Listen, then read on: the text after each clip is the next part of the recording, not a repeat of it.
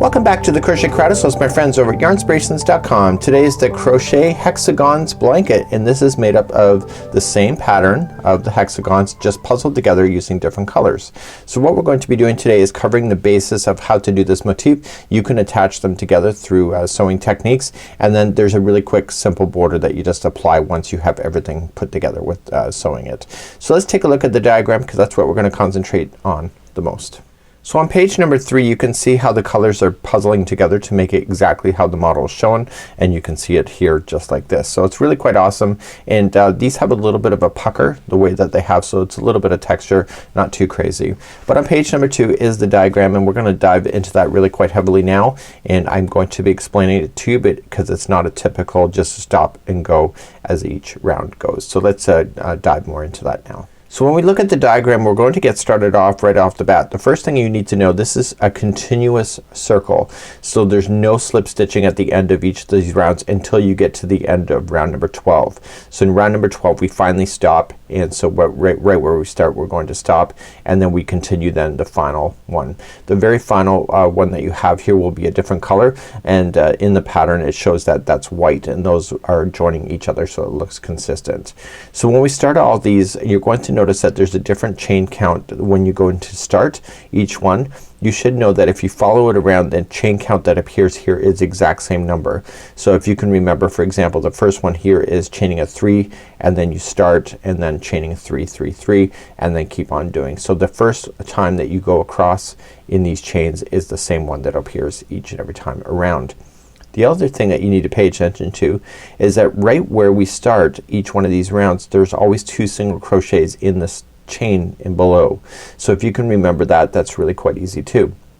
The other thing that's easy to remember is that these single crochets stop one early before the end, before applying the next chain. So if you can remember to stop early, this creates that circling effect.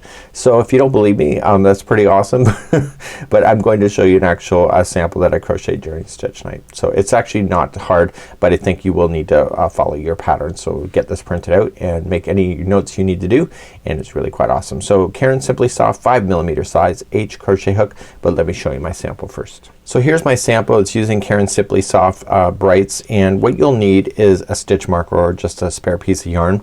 Because you're going in a continuous revolution, you will forget where you started in a revolution. So what you have to just do is just drag your stitch marker up, so it'll be dragged up towards the one side here. So it'll be following up so that you know when you get back around that you know where you stopped and started. So we're gonna get started today, and we're gonna go through each revolution, and there's only 14 of those. In the last revolution you change the color to match in order to be attached. I would use an invisible join technique to join these with each other. We have a tutorial available on how to do that, and then at the very end all you're just going to do is just apply single crochets around the edging of the whole blanket, and to give it basically its conclusion. So without further ado, let's get started. So let's get started. Today we are going to create a slip knot, and this is an easy level pattern. I'd almost think it's almost a bit intermediate, but that's okay. You decide what works for you. So you're gonna chain a total of 4. So 1 2 3 and 4, and insert your hook into the beginning chain to form the center ring. So going in, yarning over, pulling through and through, and there is the center ring of your motif. So let's begin round number 1. So let's begin round number 1. We're going to immediately chain 3. So remember that you're chaining 3. So 1 2 3. This is one of the spaces, and then we come into the center of this ring and we apply 3 single crochets. So you're gonna go 1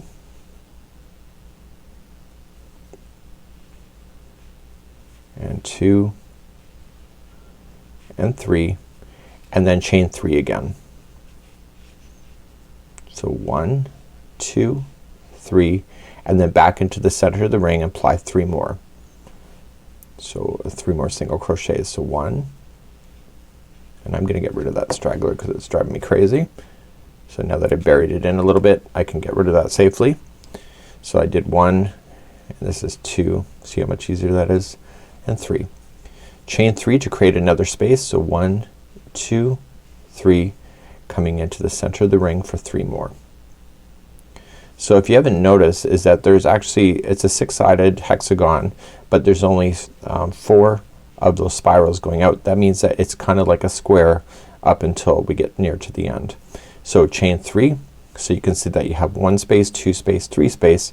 So chain 3 creates the 4th space, and then back in, just move it around on the ring if you need to, and apply 3 more single crochets. So 1, 2 and 3.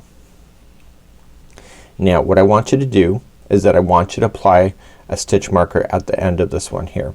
So this will signify when you get there, you know that you've gone around once, because we're doing a continuous revolution. You will forget, and so you might as well make it easier for yourself and put a stitch marker in there so you know when you get all the way back around. So put this tight back in your hands so you can kind of see that you have 1 space, 2, 3, 4, so that you know you're good. So let's begin round number 2. Now round number 2 all the way through 6 is going to be the same amount of chain spaces that works out. So it's gonna be 4. So 4 is your magic number. So 1, 2, 3 and 4. Coming into this chain 3 space, right in the space itself, apply 2 single crochets. That'll always happen each time. So 2 single crochets, and then you have 3 single crochets left, but you're not gonna do the final one like I talked to you about. So you're just gonna do the first 2 only. So 1 and 2, and I don't really count it. I just look and say, okay, I'm not doing the last one, so I'm satisfied. Once you're ready for that, you chain 4. So 1, 2, 3, 4. Come to the next chain 3 space and apply 2 single crochets to start, and then just single crochet the amount of single crochets in there except for the final one. So there's only 2 this time. So you leave the final one empty and then move on. So chain 4, come into the next chain space and apply only 2, and then do all of the single crochets except for the last one before the space. Do you see how you could get lost if you didn't have a stitch marker?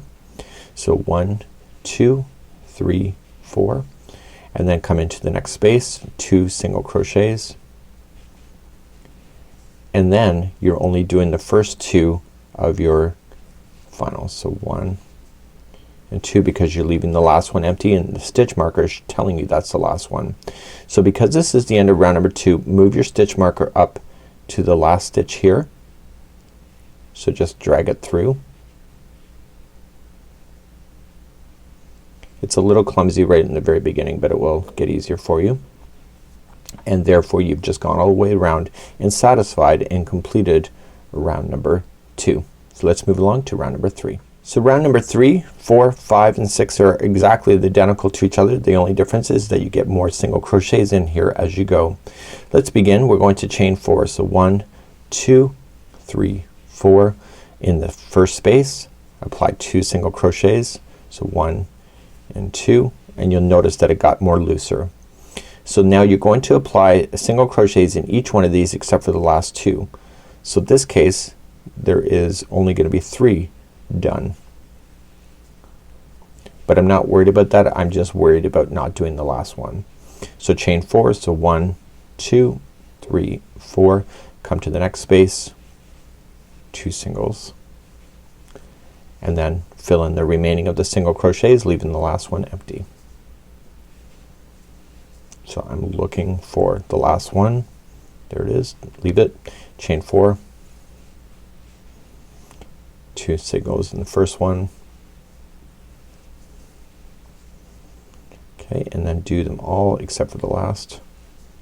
So I'm going to start assuming that you know that by now.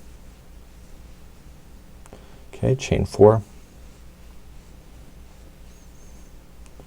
Okay, put 2 in the first space and then fill in the remaining, leaving the last one empty. So the last one has been indicated by my stitch marker. So I'm going to just move the stitch marker up, and that signified that I just finished round number 3. Do you understand how this is working? So what I want you to do, let's test you now. So 4, 5 and 6 are each identical to that. So just start off and just chain 4. So 1, 2, 3, 4. Come into the first space, put 2 singles, and then keep filling in your single crochets, leaving the last one empty.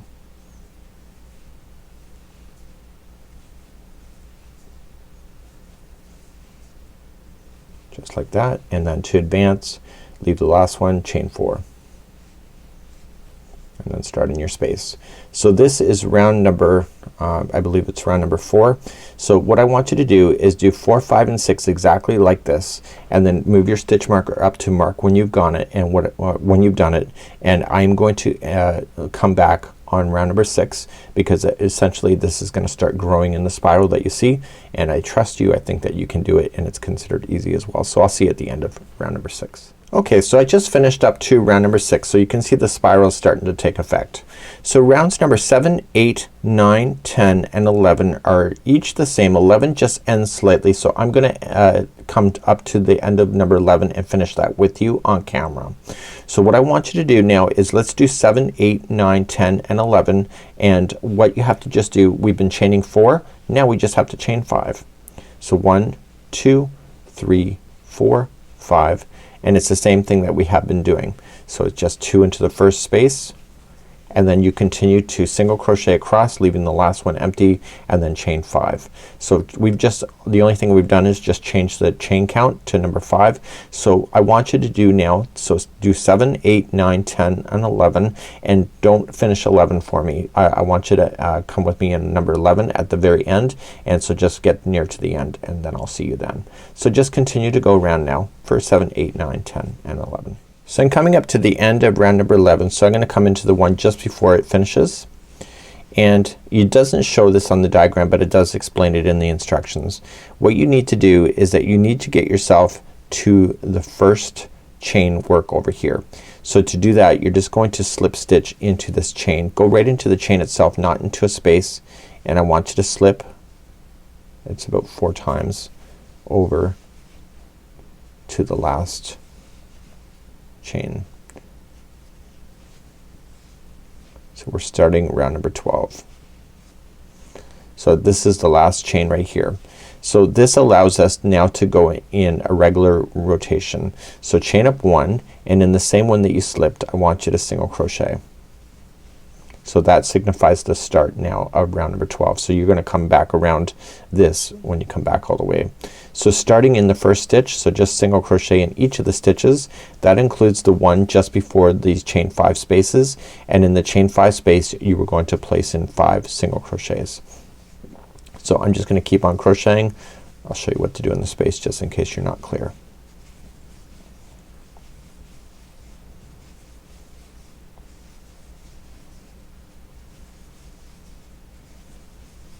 So this is the one right before the space, so fill it in, and then in the chain 5 spaces just apply 5 single crochets. So 1, 2, 3, 4 and 5, and then just immediately start again. So go all the way around. I'll see you at the end where we started here, and I'll be there in just a moment. So I'm coming back around on round number 12, and I am going directly in the slip stitching that I had done to get ourselves back to where we had started. So this is the slip stitching that was done along that first chain.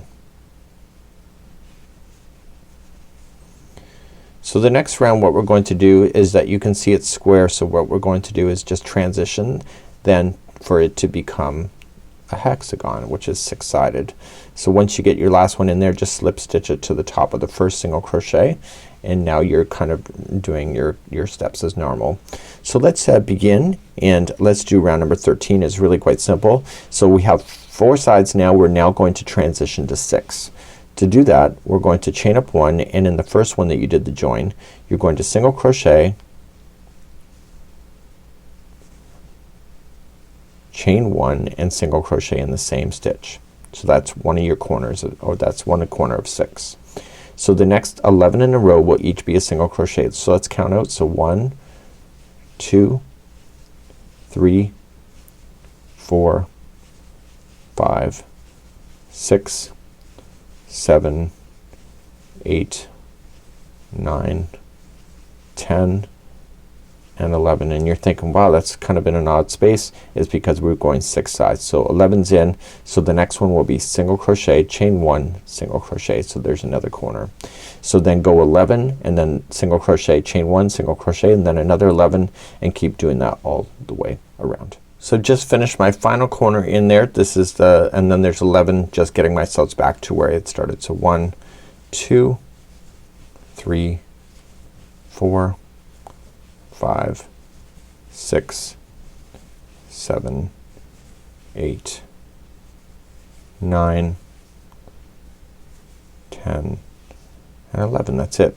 So I want to slip stitch now to the beginning single crochet that is in the first side of the corner, and we are done with this yarn. I want to bring on a new yarn, which is going to be the final one of this. You're going to notice that it doesn't really look like a hexagon yet. It's going to take one more round in order to get that shape. So let's get rid of this yarn and let's get a new one and do the final perimeter for round number 14. So let's bring on the final color. So each one of the motifs should have the same color on the final round number 14, and it will match to existing ones that you have done.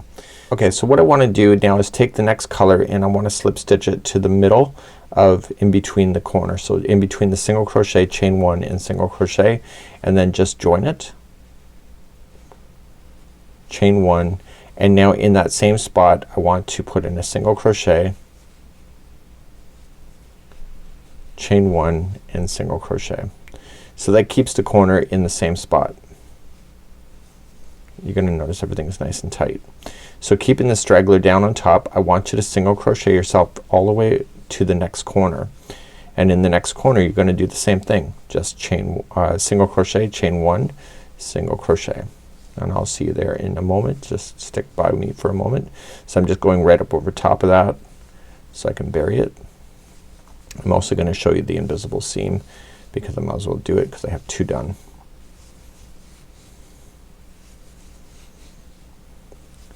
So here's my next corner. So I go into the first stitch and now I go into the space. So and then single crochet, chain 1, single crochet in the same space, and then continuing to the next corner. Now you're gonna notice it's kind of roundish off. It will work itself out. You just gotta pull on it to get its shape, and then once you join it to each other they also make their shape as well. That's pretty awesome. So continue that same motion all the way around, and I'm gonna show you how to do the invisible seam in just a moment, but I will get you to the end of this and then we will cover that. So in the corners, so single crochet, chain 1, single crochet, and then keep moving around. So I'm coming up all the way around to the end, and I want to slip stitch it to the first single crochet that I had started with, and then that's it. So what you're going to want to do is that you're just going to want to shape it. Just tug on it a bit to get its shape of the hexagon, the 6 sides, and just slip stitch it to the beginning single crochet. You're also going to want to take care of your loose ends at this time. I'd strongly recommend it. You can wait till later, but I don't like a lot of loose ends at the end of a project because then it kind of turns me off. So I'm just going to just pull through. Now if you just put the remaining through a tapestry needle and then turn it around to get the back side and just go into the back, just dragging it in behind. You shouldn't really see the needle from the front side if you turn it around.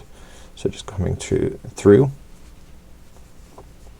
and when you pull on it you don't want to warp it, so just pull on it so it's taut but not to the point where it's stretched or making the corner disappear. So go back through twice and then back through three times as a charm.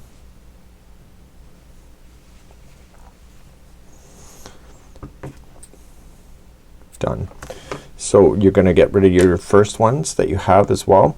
I buried that as I did it, and I also buried this other one that I left as well. So I can take out my stitch marker, but I want to leave it there for a second. So you just can pull on it, see it's got its shape, and let me just back out the camera.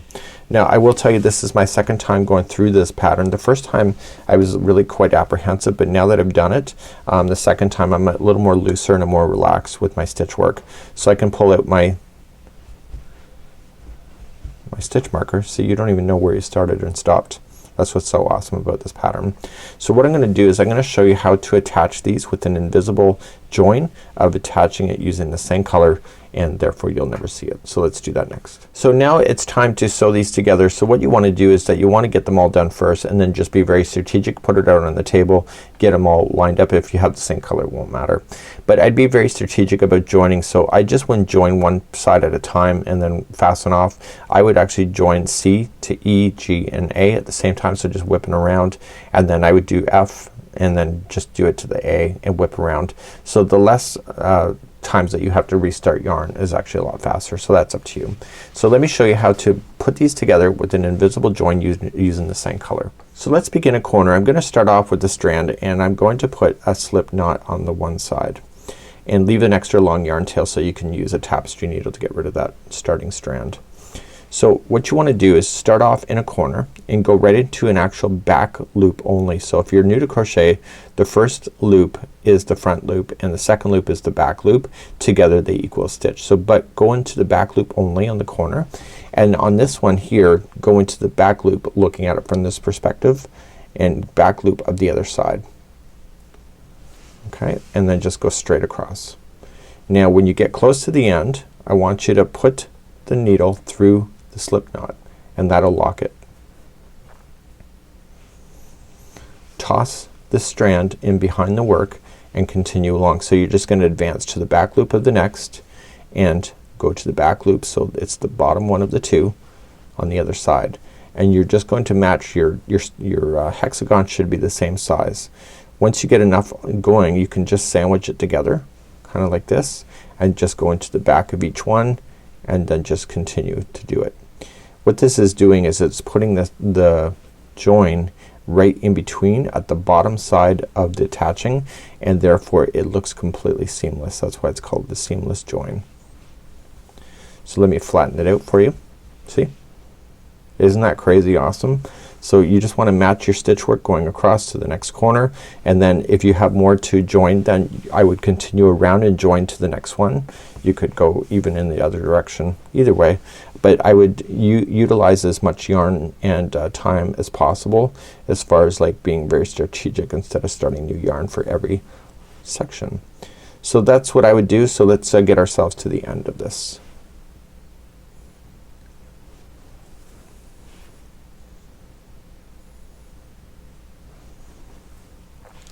So I'm coming up near to the end, and so if I went into both of the strands at the same time, you would end up with a buckling look or like a window frame kind of look. I don't really like that look so much. So I'm just gonna match right up into the final corner. If something has gone wrong and you've got the wrong count of stitches, just fake it. You've done all this work, why would you start frogging now? So come right up to the final corner. So you could either go on, see, look how amazing that is. So you can either go on or you can stop. So just go to push it down to the other side if you're ready to stop, and come to the back. Now on the back side here, what I want you to do is just put it through a little bit of fiber. Don't put it all the way through the project, and then just loop it around the remaining. It kind of like locks it, and then do your strategy of back and forth 3 times. Stay within the same fibers on the back side. So once, and then go a different path, twice, and 3 times. Okay, once you get that one done, just go back to your starting strand. Hopefully you left it long enough, and all you just want to do, because you've got a slip knot already in place, it's not gonna fall out on you. But what I would do is just grab it and just drag it through some of the stitch fiber work at the back side. So it goes once and twice. It's already got a slip knot on it, so it's not gonna come out on you. Okay, and just pull it taut, and therefore it's completely done, just like that. So this would be how you would complete this, and this is pretty awesome, and I think that you could have a lot of fun with this idea. And this is the Crochet Hexagons Blanket. Till next time, it's Mikey on behalf of the Crochet Crowd. So it's my friends over at yarnspirations.com. We'll see you again real soon. Bye. Took some time, but we pointed out that tomorrow isn't here right now, baby. An absent mind came to roam around, captured you in a foggy cloud, baby.